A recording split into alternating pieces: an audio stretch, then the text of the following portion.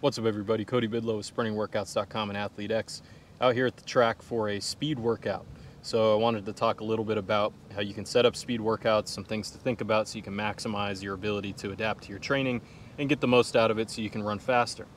Now when you're doing a speed workout, there's a couple things to keep in mind. First of all, similar to what I talked about in the last video, you should only be doing speed work when you're in a situation where your body feels good, you're not super tired, you don't have a bunch of aches and pains going on, and you don't feel like you're going to get injured. So that's the number one thing to pay attention to. You're never going to run your fastest, and even if you do, you're going to be at a very high risk of injury if you come into the session already hurting and you go out to do speed work.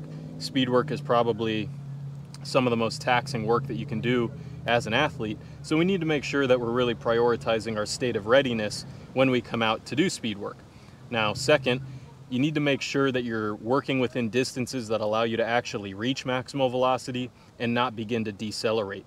So for slower athletes, say you run 12 seconds in the 100, you're probably hitting max velocity by like 30 or 40 meters. So if you want to develop speed, you need to pick distances for your speed training that are going to allow you to reach maximal velocity and not decelerate significantly. If you're fast, you run 10.5, 10.2, 9.9, which is, very few people run 9.9, and even fewer people run 9.9 who watch my videos. But for people who are faster, it's likely that they're reaching maximal velocity later in the sprint. So they need to do speed work at longer distances. So if you see some pro sprinter doing speed work at 70 meters, that doesn't mean that you should do speed work at 70 meters. You need to pick a distance that allows you to hit top speed and not decelerate significantly, so that way the stimulus you're giving your body and the stress you're applying to the body for that workout is relevant to the quality that you're trying to develop. So you want to make sure that the distances you choose, you're not slowing down a lot by the time you finish that rep. And also they should be long enough to allow you to hit top speed. So if you hit top speed at 40 but you're doing 20s, you're not really working on speed. That might be something you do very early in the year, but you're not really developing speed with that distance. If you hit top speed at 40 and you're running 70s, now you're doing speed endurance, you're not necessarily developing speed with that workout, and you'd be better off doing something a little shorter. So if you do a workout that's too short in distance, you're not going to be running fast enough to really spur the adaptations we're after with running faster, increasing our maximal velocity. You also don't want to run reps that are too long where you decelerate a lot, because now you're going to start giving your body some signals to adapt to that may not be exactly relevant to speed itself. I do think that short speed endurance work can help your speed, but we want to build up to that over time and do that. If we're killing it in our 40s, 50s, 60s, things like that, then sure, we can stretch it out to 80, 90, 100 meters and maybe still get some benefits for our speed. But most of the time, you need to be running shorter reps, because if you start to decelerate a lot, your brain is going to sense that, we need more endurance. It may not adapt in the exact direction that you want.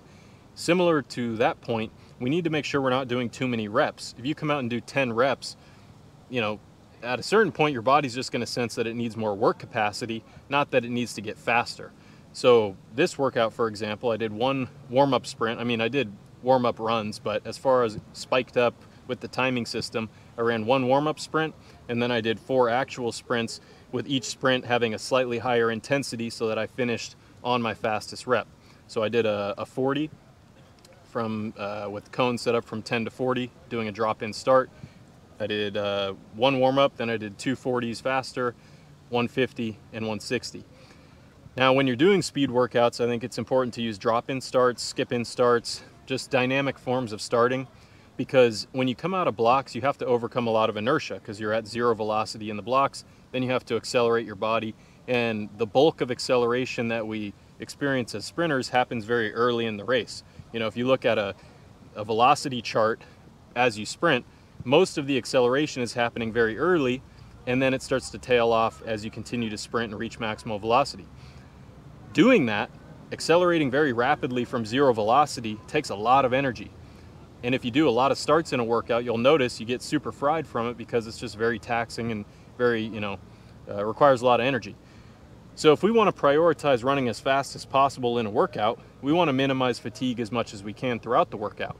The best way to do that is to use drop-in starts or other forms of dynamic starts, so that way we're not having to overcome that inertia. In each rep that we do, we can continue to run faster because we're not fatiguing ourselves with the form of starting that we're choosing. I think that earlier in the year you need to do, flying sprints, drop-in starts, things like that on your speed days. And then closer to competition, that's where you want to start bringing the blocks in when you're doing a speed workout, because you need to move to the most specific form of training the closer you get to competition. But when you're in more prep periods or an off season, that's when I would say focusing on the actual quality itself and prioritizing whatever it takes to maximize that quality is what you need to do. So by that I mean we need to choose a starting method like drop-in starts that are less specific but are going to allow us to run faster throughout the workout, so that way the speeds we're hitting are the main thing we're after, and we're not doing something with our starting or block start or whatever starting method we're using. We're not doing something with that's going to take away from the speed that we're able to hit in the workout.